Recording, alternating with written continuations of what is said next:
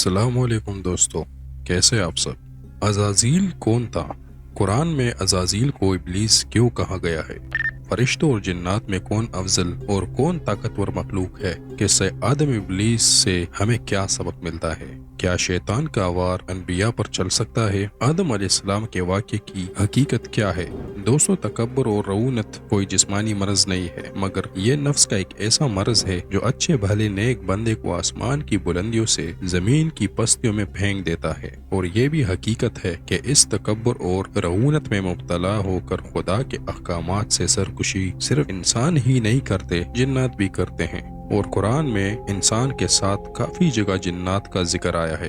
दोस्तों, अल्लाह सुब्हानहू तआला की तमाम मखलूकात का अहाता करना तो किसी इंसान की बस की बात नहीं है, मगर कुरान में हमें 3 ऐसी मखलूकात के बारे में बताया गया है जो इरादा, इख्तियार और शऊर रखती है। इन मखलूकात में फरिश्ते, जिन और इंसान शामिल हैं।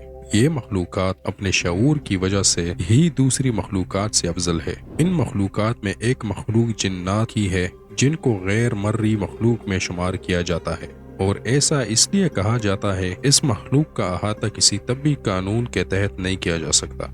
दोस्तों, जिन्नात में नेक और बद दोनों तरह के जिन्नात पाए जाते हैं, और कुरान में इस मखलूक के बारे में तफसील से जिक्र किया गया है। जहाँ इस मखलूक के शर से बचने के लिए दुआओं का जिक्र है, वहाँ कुरान में ये भी है कि मोहम्मद सल्लल्लाहु अलैहि वसल्लम की तिलावत सुनकर बहुत से जिन्नात न सिर्फ इस्लाम ले आए, बल्कि उन्होंने वापस जाकर अपने कबीले को भी इस्लाम की दावत दी।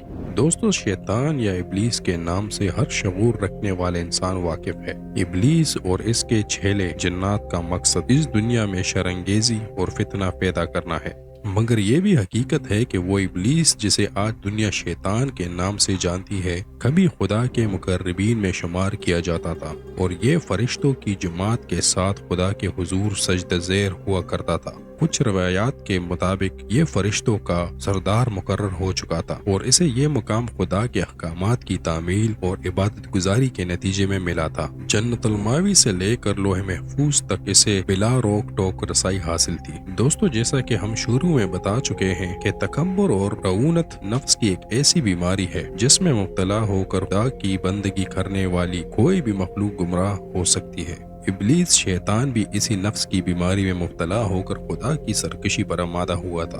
दोस्तों, आप उसे इब्लीस या शैतान के नाम से ही जानते होंगे, मगर इस्लामी मौरखीन ने इसका नाम अज़ाज़ील भी लिखा है, और ये कहा जाता है कि इसका असली नाम यही था। ताहम जब इसने तकब्बुर में मुब्तला होकर खुदा के हुक्म से सरकशी इख्तियार कर ली, तो इसे शैतान और इब्लीस का नाम दिया गया, और यही नाम कयामत तक इसके लिए पहचान बन चुका है। मगर दोस्तों, आखिर इसे ये नाम ही क्यों दिया गया? तो इस सवाल का जवाब ये है कि इब्लीस का मतलब खैर से मायूस हो जाने वाला है। कुरान में अहले जहन्नम के लिए भी ये ताबीर इख्तियार की गई है कि वो जहन्नम में मायूस हो जाएंगे, क्योंकि इब्लीस भी मायूस हो जाने वालों में शामिल होगा, इसलिए इसके लिए ये नाम इख्तियार किया गया है। कुरान में वाज़ेह तौर पर कहा गया है कि इब्लीस जिन्नों में से है, इसलिए वो फरिश्तों की जमात के साथ तो था, मगर खुद फरिश्ता नहीं था। फरिश्ता एक नूरी मखलूक है और जिन्नात एक नारी मखलूक है। दोस्तों, जब अल्लाह ने आदम अलैहिस्सलाम को तख्लीक किया तो फरिश्तों को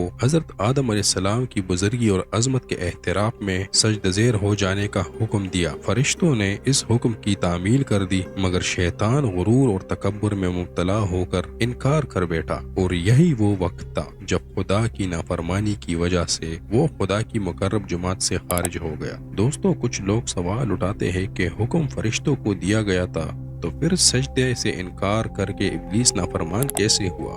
दोस्तों, इस सवाल का जवाब उलमाए कराम ने ये दिया है, जिस तरह किसी घर के सरबराह को किसी कानून की पाबंदी का हुक्म हो, तो इस घर के दीगर अफराद पर भी इस कानून की पाबंदी लाजिम हो जाती है। बिल्कुल इसी तरह जब फरिश्तों को सजदे का हुक्म हुआ तो अज़ाज़ील भी इस हुक्म में शामिल हो गया था। दोस्तों, क्या आप जानते हैं कि जिन्नात और फरिश्तों में कौन ज्यादा ताकतवर है?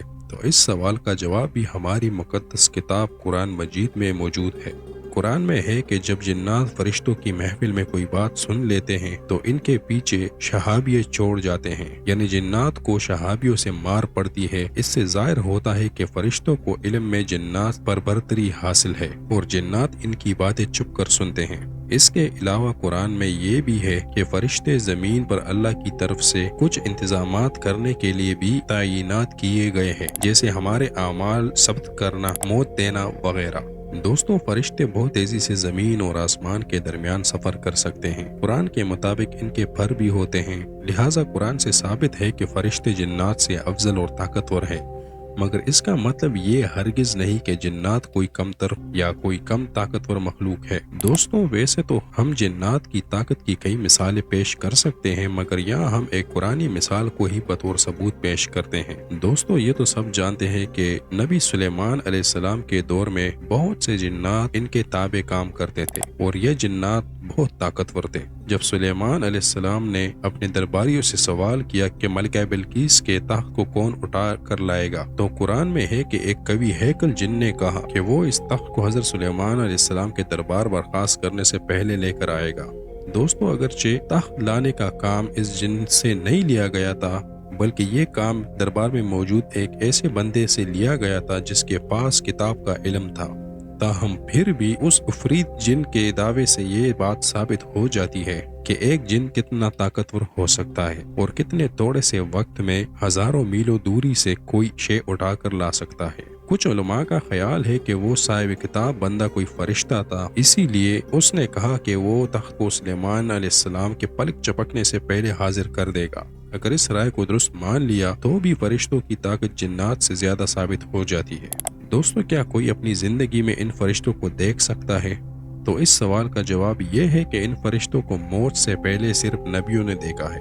قرآن میں حضرت محمد صلی اللہ علیہ وسلم کے جبرائیل علیہ السلام کو دیکھنے کا ذکر موجود ہے۔ احادیث کے ذخیرہ میں بھی جبرائیل علیہ السلام اور رسول اللہ صلی اللہ علیہ وسلم کی ملاقات کا احوال موجود ہے۔ دوستو، ایک شخصیت ایسی بھی ہے جو نبی نہیں ہے، مگر ان کے پاس فرشتہ انسانی روپ میں آتا تھا، اور اس شخصیت کا نام ہے مریم علیہ السلام۔ دوستو، جب انسان کی موت کا وقت آتا ہے اور اس پر سے حقیقت کا پردہ اٹھ جاتا ہے تو اس وقت وہ بھی فرشتے کو دیکھ لیتا ہے۔ دوستو، ہم فرشتوں کے بارے میں گفتگو یہیں ختم کرتے ہیں، کیونکہ ہمارا اصل موضوع ابلیس اور جنات ہے۔ جب ابلیس نے سجدے سے انکار کیا غرور بھرے انداز میں، اس کی وجہ بھی خدا کے حضور پیش کی اور بولا کہ میں آدم سے افضل ہوں، اس کو تم نے مٹی سے بنایا جبکہ مجھے آگ سے۔ دوستو، اللہ تعالیٰ نے جب ابلیس کو فرشتوں کی جماعت سے نکال دیا تو ابلیس نے اللہ تعالیٰ سے قیامت کے دن تک انسانوں کو گمراہ کر دینے کے لیے مہلت طلب کی۔ اللہ تعالیٰ نے ابلیس کو یہ مہلت دے دی اور اسے انسان کو وسوسہ ڈالنے کی قدرت بھی دے دی، تاہم ساتھ ہی یہ فرمان الہی بھی جاری ہوا کہ میں تجھے اور تیری پیروی کرنے والوں کو جہنم سے بھر دوں گا۔ دوستو، ابلیس نے بھی اللہ کی عزت کی قسم کھاتے ہوئے کہا کہ میں تیرے بندوں کو گمراہ کر دوں گا، اور یوں خیر اور شر کی اس جنگ کا آغاز ہو گیا جو آج تک جاری ہے۔ مگر دوستو، یہاں ایک اہم سوال پیدا ہوتا ہے، اور وہ یہ کہ اگر ابلیس گمراہی کا راستہ اختیار نہ کرتا تو کیا تمام انسان گناہ کرنے سے محفوظ رہتے؟ دوستو، اس سوال کا جواب نہ میں ہے، کیونکہ اللہ نے جب انسان کو بنایا تھا تو اس کی آزمائش کے لیے اس کے ساتھ نفس لگا دیا تھا۔ انسان کو ان نفسانی خواہشات کے ذریعے آزمانے کی اسکیم خدا نے پہلے ہی تیار کر دی تھی۔ شیطان کو بھی بس اتنی ہی طاقت حاصل ہے کہ وہ اس نفس کے اندر پھونکے مارتا رہتا ہے اور انسان کو وسوسہ کے ذریعے قتل و غارت اور لوٹ مار پر اکساتا رہتا ہے۔ دوستو، شیطان نے اپنا پہلا حملہ آدم علیہ السلام پر ہی کیا تھا۔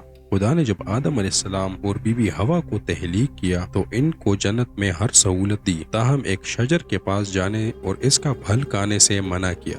دوستو، ابلیس نے حضرت آدم علیہ السلام کو یہ باور کروایا کہ اس پھل کو کھانے سے ان کو دائمی زندگی مل جائے گی۔ حضرت آدم علیہ السلام نے وہ پھل کھا لیا اور سزا کے طور پر انہیں جنت سے نکال دیا گیا۔ مگر یہاں بھی ایک اہم سوال پیدا ہوتا ہے کہ کیا شیطان انبیاء علیہ السلام کو بھٹکانے کی طاقت رکھتا ہے؟ تو اس کا جواب نہ میں ہے۔ دوستو، تو پھر حضرت آدم علیہ السلام کے ساتھ ایسا کیوں ہوا؟ تو اس کا جواب یہ ہے کہ حضرت آدم علیہ السلام کو پیغمبری اس واقعے کے بعد ملی تھی۔ پیغمبر کا کام دین کی تبلیغ ہوتا ہے، اور جنت میں بھلا وہ کس کو تبلیغ کرتے؟ تاہم اس جنت کے باغ سے جانے کے بعد انسانوں میں تبلیغ کی ضرورت تھی، لہٰذا حضرت آدم علیہ السلام کی توبہ کے بعد انہیں پیغمبروں کے عہدے پر فائز کر دیا گیا۔ قرآن میں یہ بتایا گیا ہے کہ اللہ نے حضرت آدم علیہ السلام کی توبہ کے بعد انہیں مزید برگزیدہ کر لیا، اور اسی بات سے یہ اشارہ ملتا ہے کہ برگزیدہ کرنے سے مراد پیغمبری کا منصب عطا ہونا ہے۔ لہٰذا یہ رائے بھی درست ہے کہ ابلیس انبیاء کو بھٹکانے میں ناکام رہتا ہے۔ دوستو، آدم علیہ السلام اور شیطان کے واقعے میں ہمارے لیے ایک بہت بڑا سبق چھپا ہوا ہے۔ قرآن میں ہے کہ شیطان نے اپنی گمراہی کا الزام اللہ تعالیٰ پر عائد کر دیا اور کہا کہ تو نے مجھے گمراہ کیا، جبکہ آدم علیہ السلام نے اپنی غلطی تسلیم کر لی اور فرمایا میں نے اپنے نفس پر ظلم کیا۔ ان کی یہ قرآنی دعا بہت مشہور ہے۔ دوستو، انسان اور شیطان کے درمیان یہی بنیادی فرق ہے۔ انسان اپنی غلطیوں پر نادم ہوتا ہے اور غلطی کی ذمہ داری قبول کرتا ہے، جبکہ شیطان سارا الزام خدا پر ڈال کر اسے قسمت کا کیا قرار دے کر خود کو برالزمہ قرار دیتا ہے۔ دوستو، آج آپ کو اپنے آس پاس ایسے بہت سے دوست دکھائی دیں گے جو اپنی ناکامیوں کا الزام اپنی خراب قسمت کے سر ڈال دیتے ہیں اور کوشش نہیں کرتے۔ لہٰذا ہمیں بطور انسان اور مسلمان اپنی غلطیوں کو تسلیم کر کے کامیابی کے لیے کوشش کرنی چاہیے، اور ابلیس کے وسوسے سے محتاط رہنے کے ساتھ ساتھ اللہ کی پناہ مانگنی چاہیے۔ اگر ابلیس اور اس کے چیلوں کو انسان کو بہکانے کی طاقت دی گئی ہے تو انسان کو بھی اس کے شر سے بچنے کی قوت دی گئی ہے۔ خیر و شر کی یہ جنگ ابد سے جاری ہے اور ازل تک جاری رہے گی۔